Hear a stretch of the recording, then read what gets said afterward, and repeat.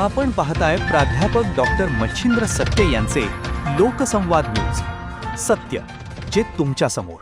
सध्या देशभरात चर्चेत असलेल्या कॉक्रोच जनता पार्टीचे सोशल मीडिया अकाउंट सस्पेंड होणं, हॅक होणं असे प्रकार घडल्याचं समोर आलं होतं. याच संदर्भात शिवसेना ठाकरे गटाचे आमदार आदित्य ठाकरे यांनी भाजपा विरोधात सडकून टीका केली आहे. कॉक्रोच जनता पार्टीविषयी भाजपच्या मनात भीती असल्याची टीका आदित्य ठाकरे यांनी केली आहे.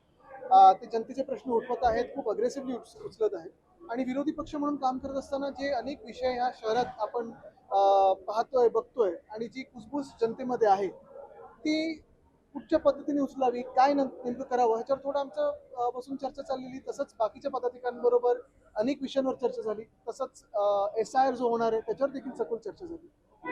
सिंहस्थ कुंभमेळ्याची कामं सुरू आहे नाशिकमध्ये. अनेक ठिकाणी नाशिककर त्रस्त झालेले आहेत. विकास कामांना कुठेतरी आता जर बघितलं तर मंदावस्थित विकास कामं आहेत.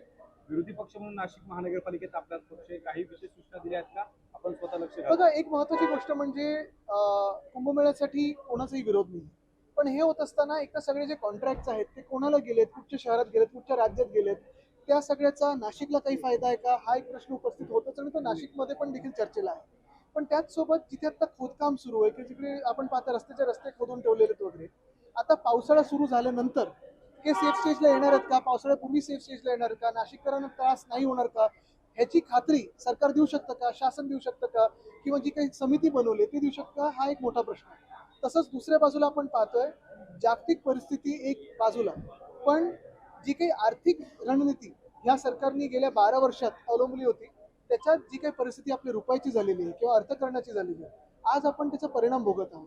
आणि सरकार हे आपल्याला आश्वासन देऊ शकतं का की ही कामं बॅलन्स ऑफ पेमेंट किंवा पेमेंट नाही होते ह्यामुळे थांबणार नाहीत.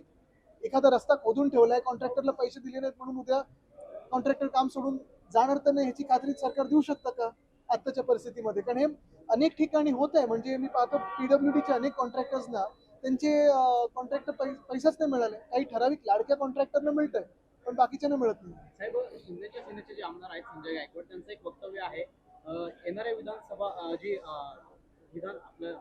येणारे जे अधिवेशन आहे विधानसभेचं, यामध्ये एक मुद्दा मांडणार आहे. मुख्यमंत्र्यांकडे ते मागणी करणार आहेत की जे दगलबाज शिवाजी आणि शिवाजी कोण हे जे पुस्तक आहे त्याच्यावरती बंदी घालण्यात यावी. खरं तर त्यांनी वाचलं असताना की छत्रपती शिवरायांनी गद्दारांना काय सजा दिली होती, तर या घाबरट लोकांना पलटाना पण 4 वेळा विचार करायला लागला असता.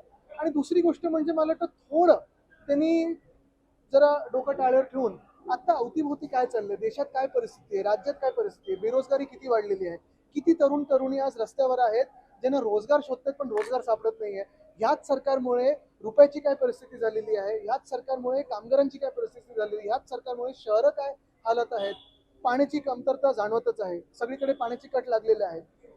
आपण बघतोय सगळे रेस्टॉरंट्समध्ये एक तर रेस्टॉरंट बंद होत आहेत किंवा इंडक्शनवर चाललेले आहेत.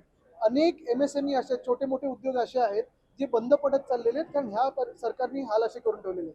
थोडं त्यांनी ह्या सगळ्या बाकीच्या राजकारणातून बाहेर पडून आज राज्यात काय परिस्थिती नेमकी ती बघावी आणि परिस्थितीबद्दल बोलावं, नाहीतर लोक यांना पळवून लावतील. अण्णा हजारेंनी कॉंग्रेस पार्टीचं देखील समर्थन केलेलं आहे. साहेब मध्ये जय भारत, जय महाराष्ट्र पाहत रहा लोकसंवाद न्यूज. सत्य जे तुमच्या समोर.